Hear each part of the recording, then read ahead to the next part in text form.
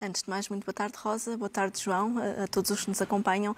Não, o PAN, desde cedo que se assumiu como um partido progressista, que trouxe causas fundamentais para a Assembleia da República. E essa é a nossa prioridade.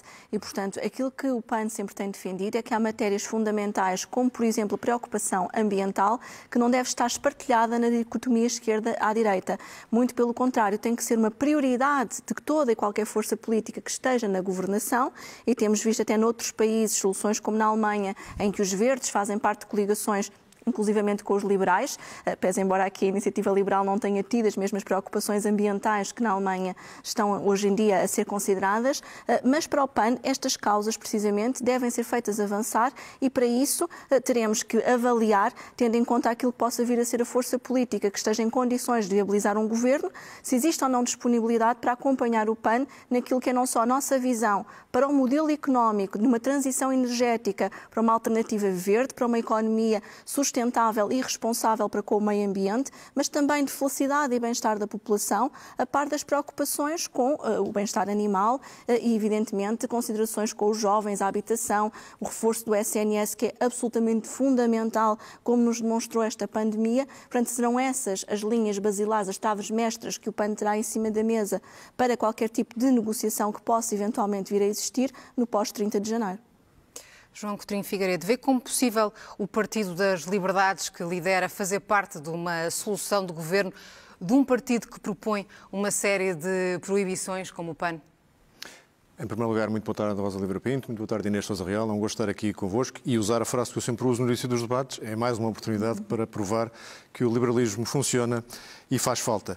E sim, nós estamos disponíveis para integrar vários tipos de soluções governativas ou apoiá-las parlamentarmente, sempre e quando o programa que esse governo venha, que nós apoiaríamos, tivesse, não contivesse nada que ferisse os nossos princípios basilares, nomeadamente uma visão proibicionista ou uma visão de ataque à economia de mercado que muitas vezes os partidos com preocupações ambientais têm. E a esse propósito, eu acho que a intervenção da Inês inicial mostra duas grandes diferenças, uma evidente e outra talvez não tão evidente. A evidente é que a preocupação ambiental é a preocupação número um, juntamente provavelmente com o bem-estar animal do PAN, a preocupação número um da iniciativa liberal é o crescimento económico. E o crescimento económico também como veículo para resolver os problemas ambientais. Porque as pessoas têm que perceber, aliás, a propósito da segunda coisa que é menos evidente, é que as soluções que o PAN propõe e muitos outros partidos com agendas ambientais mais radicais conduzem obrigatoriamente ao empobrecimento dos países. Especialmente aquelas que têm a ver com a proteção das alterações climáticas baseadas na redução das emissões. Não há possibilidade de reduzir emissões sem reduzir a atividade económica e, portanto, empobrecer. Nós, pelo contrário, queremos enriquecer Portugal e não é por acaso que isso também é uma boa política ambiental, porque se olharmos para aquilo que são, por exemplo, eu tenho este dado a propósito da reciclagem de plásticos, mas podia falar de muitas outras coisas. Os países que mais plásticos reciclam e tratam são exatamente os países mais ricos. E podia falar de várias outras variáveis onde isto é sempre assim. Quanto mais desenvolvido, quanto mais rico o país, melhor trata o ambiente. Portanto, termos como prioridade o crescimento económico não é antiambiental, é exatamente pró-ambiental. Tem as pessoas no centro das preocupações, mais do que o bem-estar animal neste caso, ou outras preocupações que o PAN se tem feito eco. Portanto, se Portugal quer de facto ter uma política ambiental consistente e capaz de resolver os problemas ambientais do futuro, tem que começar por crescer economicamente, porque senão não vai haver recursos para tal. E o PAN tem que assumir, aliás, como todos os estudos internacionais e as próprias discussões na COP este ano provaram, que qualquer política mais radical de redução de emissões tem obrigatoriamente associada uma redução da atividade económica, ou seja, um empobrecimento. Portanto, quem propõe este tipo de soluções que o PAN propõe tem que mostrar e dizer às pessoas quanto é que vão deixar de ganhar, quanto é que vão empobrecer para poder assumir e adotar essas políticas. O empobrecimento é uma consequência natural da economia verde, Inês Sousa Real? Não, de todo. Aliás, eu não posso deixar de refutar aquilo que o João acabou de referir, porque a economia verde é um potencial de empregabilidade, não só para Portugal, mas para todo o mundo. Não somos nós apenas que o dizemos, a própria Organização Internacional do Trabalho diz que através da economia verde podemos gerar mais de 24 milhões de postos de trabalho. Existem hoje projeções ao nível internacional que nos dizem já o potencial de crescimento, e estamos a falar de vários bilhões de euros que temos do ponto de vista da economia verde. Aliás, Esse mesmo estudo que o João trouxe diz-nos precisamente isso, ou seja, se apostarmos no tratamento dos resíduos, se apostarmos em criar novos postos de trabalho, não só com o tratamento de resíduos, com a proteção da floresta, também, evidentemente, com a transição da agricultura para modos energéticos mais sustentáveis. Tudo isto gera postos de trabalho. E em relação, há aqui um aspecto que eu não posso deixar passar em branco. O PAN não é um partido proibicionista. O PAN é um partido responsável e há uma premissa fundamental. Não faz sentido estarmos hoje a dar borlas fiscais a quem mais polui, a quem mais gera rendimentos e tem lucros financeiros, como são as petrolíferas, que estão a deixar uma fatura insustentável para as gerações futuras. Falta 500 milhões de euros ao ano. Estes 500 milhões de euros ao ano podem e devem ir para as famílias quando queremos, por exemplo, aliviar precisamente os escalões do IRS.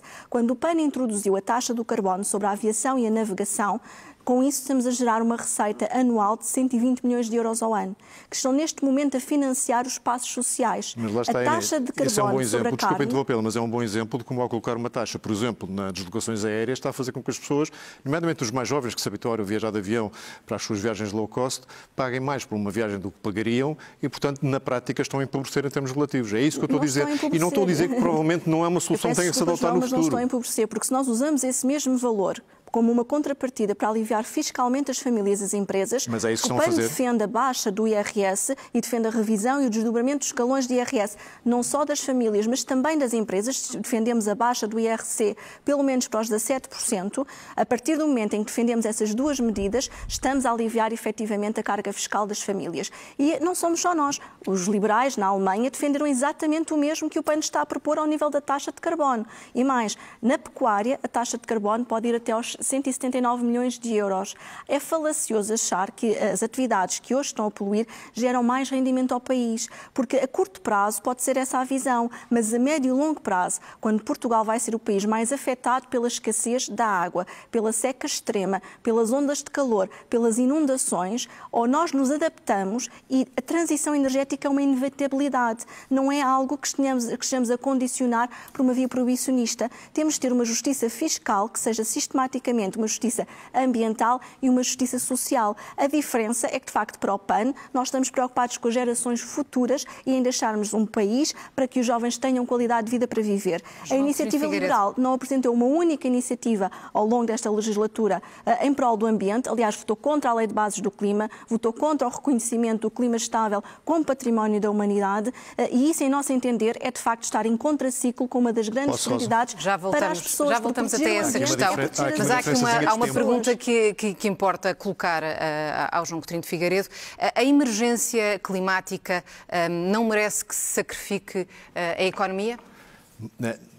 Primeira coisa, só a adoção da palavra emergência climática já faz parte de uma agenda. Parece que estamos perante algo que é preciso tratar como uma urgência tal que todos os custos são justificados. Não são. Há um problema de alterações climáticas, a Iniciativa Liberal não é negacionista, há um problema de alterações climáticas, é um problema sério, mas as resoluções, nomeadamente aquelas que tendem a ser mais radicais, têm um custo económico brutal e ele próprio, à longo, produtor de problemas ambientais. Agora, quero dizer aqui duas ou três coisas em relação ao que a Inês Sousa Real referiu. Diz que não é proibicionista. Eu ainda não vi o programa deste ano, mas do último tinha 38 vezes a palavra proibir, naquelas 1.200 propostas que na altura tinham.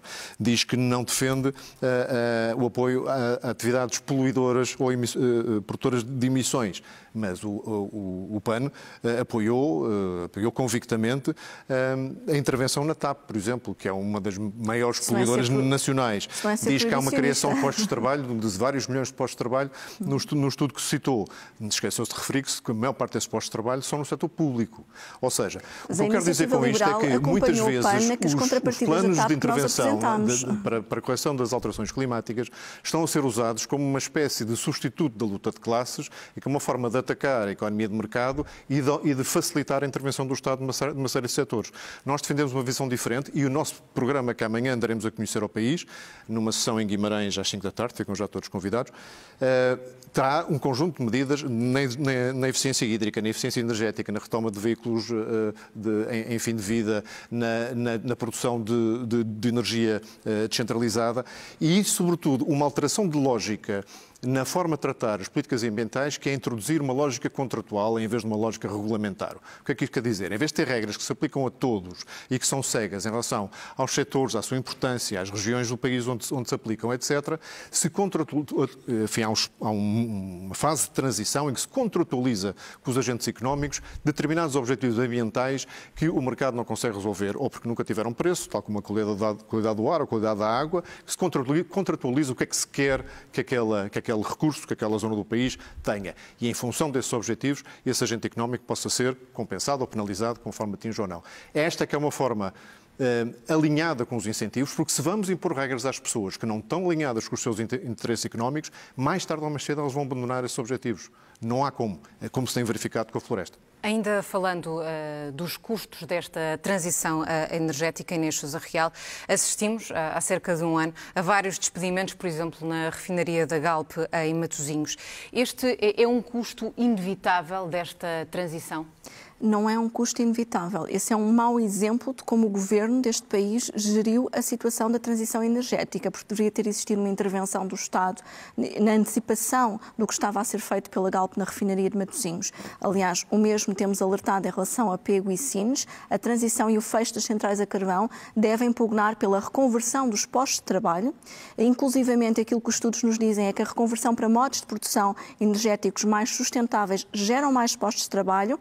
Devemos e podemos aproveitar o know-how destes trabalhadores que estão nestas centrais, ao invés de ter acontecido. Matosinhos é um péssimo exemplo de como se faz essa transição. Mas há aqui uma questão que eu gostaria de deixar clara em relação à TAP. É que em relação à TAP, eu recordo que o PAN apresentou várias condicionantes naquilo que era a intervenção do Estado na TAP e que a Iniciativa Liberal votou a favor destas medidas do PAN. Porque, para nós, a TAP, sendo um ativo estratégico para o país, deve ter não só contrapartidas ambientais, deve ter também contrapartidas laborais para que não houvessem despedimentos, como sabíamos que estava em cima da mesa e não faria sentido estarmos a ter esse impacto socioeconómico, e isso só denota também que, do ponto de vista da responsabilidade, o PAN nunca se furta a ser um partido responsável que equilibra a defesa do meio ambiente com os interesses sociais e laborais. Mas vejo muito pouco crescimento económico nas respostas do PAN. Digo com franqueza, vejo pouco crescimento económico. Quando o PAN defende, mas a economia verde é baseada no Estado. Quando é baseada no Estado, mas na iniciativa privada também. O PAN não diaboliza a iniciativa privada. O PAN, aquilo que defende é que deve de existir uma harmonização da economia com aquilo que são hoje os desafios ambientais e também os desafios sociais, porque a economia não pode continuar a tratar os recursos como se fossem infinitos, quando na verdade eles são finitos, porque sob pena de estarmos a explorar tudo aquilo que são os recursos do nosso país e qualquer dia não vai haver economia que aguente. Sobre isso não discordamos. E, portanto, toda esta transição tem que ser feita de forma responsável e sustentável para não deixarmos uma pegada ecológica para as gerações futuras absolutamente insustentável. Aliás, a TAP, quando nós falámos na discussão da TAP e da injeção de capital, falámos também da própria responsabilidade do ponto de vista do Conselho de Administração e da distribuição de todos os dividendos que estavam a acontecer, o que também era uma preocupação do PAN. Mas algo que tem ficado fora deste debate, porque falamos na aviação, mas tem que se falar de forma séria para o país, se queremos acima de tudo assegurar uma coesão territorial, é da ferrovia. E o PAN há muito que vem reivindicando que se liguem todas as capitais de distrito em matéria ferroviária, assim como temos contestado a opção do Montijo, que não só vai pôr em causa um ecossistema único de interesse comunitário, apostando no interior, apostando em Beja, porque se hoje qualquer país da União Europeia tem de facto as ligações e não precisamos ter numa capital como em Lisboa o aeroporto, não vemos porque é que Portugal há de ser exceção. João Coutinho de Figueiredo, qual é que é o vosso posicionamento em relação, por exemplo, ao alargamento da ferrovia? Nós vamos conter no nosso programa eleitoral que apresentaremos amanhã um plano ferroviário nacional que de facto prevê um substancial alargamento da rede ferroviária nacional e com o princípio de ligar as principais capitais de distrito também. A ferrovia de facto é um meio de transporte muito pouco desenvolvido em Portugal e tem dado origem a uma dependência excessiva do transporte rodoviário e muitas vezes do transporte rodoviário individual, especialmente nas regiões do interior, com os danos não só para o ambiente, que penso que a Inês valorizará, e eu valorizo também os danos para a economia familiar das pessoas que dependem da deslocação para automóveis, especialmente num país que tem a taxa fiscal sobre os combustíveis que há em Portugal e que seria a melhor ajuda exatamente para a mobilidade dessas populações. Mas já que a Inês introduz o tema do plano ferroviário, eu também faço uma introdução de um tema que acho que ambos gostaríamos de falar, que é exatamente o funcionamento e, sobretudo, a reforma do Serviço Nacional de Saúde. Porque tudo isto que estamos aqui a falar, com perspectivas diferentes sobre o que é que deviam ser as prioridades ambientais, ambos provavelmente a desejar o crescimento económico, embora nós tenhamos propostas concretas, eu não consigo ver ainda, mas lerei depois o programa do plano de contenção, mas esta preocupação com o crescimento económico não é um fim em si, é também para poder resolver outros problemas, entre ele talvez aquele que hoje mais preocupa os portugueses, que é o funcionamento do Serviço Nacional de Saúde, porque aquilo que constitucionalmente devia ser um serviço de acesso universal a serviços de saúde tendencialmente gratuitos, transformou-se, na opinião generalizada, num serviço de acesso universal a listas de espera e a dificuldades de atendimento, com mais de 1 milhão de portugueses outra vez sem médico de família e com longas listas de espera.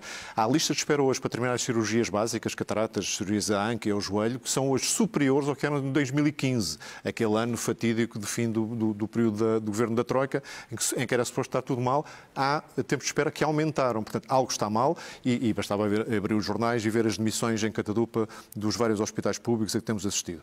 Do nosso ponto de vista, quem se opuser, quem resistir, quem não aceitar discutir uma reforma profunda do SNS, está a contribuir para o seu colapso.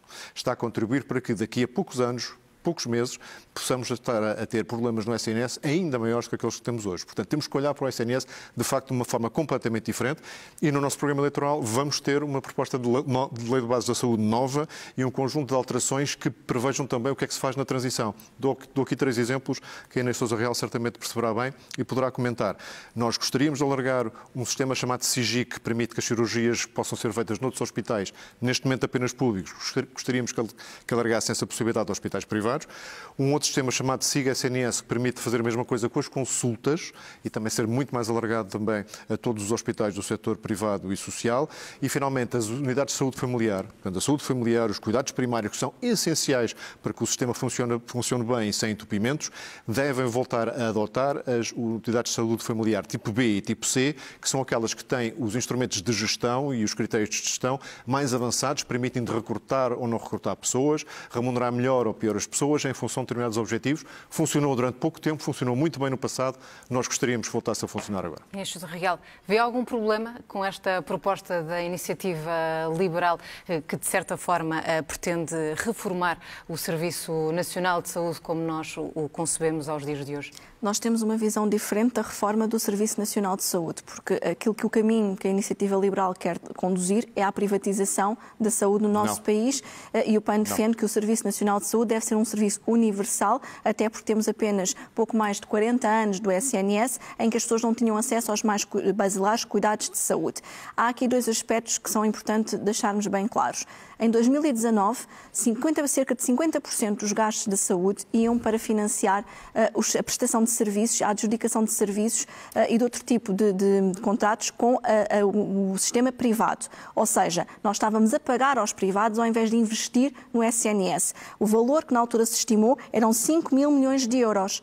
Ou seja, eram 5 mil milhões de euros que não estavam a ser canalizados para reforçar o SNS em matéria de prevenção da saúde, em matéria de diagnóstico, da valorização dos seus profissionais, dos próprios centros de saúde. E aquilo que o PAN defende, efetivamente, é que tem que haver um reforço do SNS. Não significa que pontualmente não possam existir situações onde hajam parcerias público-privadas, mas aquilo que já nos demonstraram as parcerias público-privadas é que a exceção é quando corre bem, porque a regra tem sido que tem corrido, de facto, muito mal, porque aquilo que prevalece é, de facto, uma visão do lucro e não a visão no tratamento do paciente. Mas, quando há alguma coisa verdadeiramente grave, é ao Serviço Nacional de Saúde que as pessoas recorrem, incluindo quem defende a privatização da saúde em Portugal. E todos devemos ter acesso a um serviço nacional público, de acesso gratuito para quem não o pode pagar, porque senão vamos estar a transformar de facto a saúde em algo que apenas alguns podem aceder. E mais, a nossa reforma passa por uma maior prevenção. Hoje só apenas 1% do orçamento da saúde é dedicado à prevenção, criando não só diagnósticos antecipados, hábitos de vida e de estilo de vida saudáveis, incluindo ao nível da saúde mental. E isto tem de ser revertido. Concordo num aspecto que foi referido. Há aqui uma pressão sobre o CSNS que é inconcebível. As demissões que têm ocorrido não são aceitáveis. Temos, por exemplo, distritos como de Setúbal, que estão à espera de um hospital no Seixal há anos e que continua o problema por resolver. Não faz qualquer tipo de sentido, mas o Estado tem que continuar a reforçar o SNS e o dinheiro existe. Vá-se buscar, por exemplo, os 18 mil milhões de euros que todos os anos perdemos para a corrupção. Quero muito mais bem investir no SNS. Há aqui 2 ou 3 confusões que convém esclarecer rapidamente. Primeiro, a nossa proposta não é de privatização do SNS, é de introdução de um sistema misto que tenha efetiva concorrência de prestadores, Deve ser uma alternativa, em nosso entender, e não um sistema público de acesso universal com as mesmas coberturas do SNS, talvez até mais promotor da medicina preventiva para todos e universal, sem exclusão de pré-condições. Espero que fique claro para todos. É misto, ou seja, não tem que ser prestado pelo Estado, não tem que ser prestado para hospitais estatais, não tem que ser prestado por centros de saúde estatais, tem que ser prestado por aquelas unidades de saúde que as pessoas escolham. Portanto, a liberdade de escolha permite o quê? Que sejam os próprios doentes, os próprios utentes a decidir, eu gosto desta unidade, gosto da forma como foi tratada. Mas gratuito para quem não pode pagar, e há muita gente que não pode pagar? Exatamente em condições equivalentes àqueles que hoje são fornecidos do SNS. Já ontem tivemos aqui num debate o reconhecimento de que um sistema destes é de tal forma melhor que pode custar um pouco mais, cerca de 1% do PIB mais. Acho que é comportável não só para as nossas políticas fiscais, mas para a importância que isso tem para a sociedade como um todo. Portanto, uma discussão profunda. É isso que eu quero que os partidos todos não se escusem à discussão. Quem recusar discutir isto está a contribuir para o colapso do SNS e, como eu ontem já disse, está a contribuir para o negócio dos privados.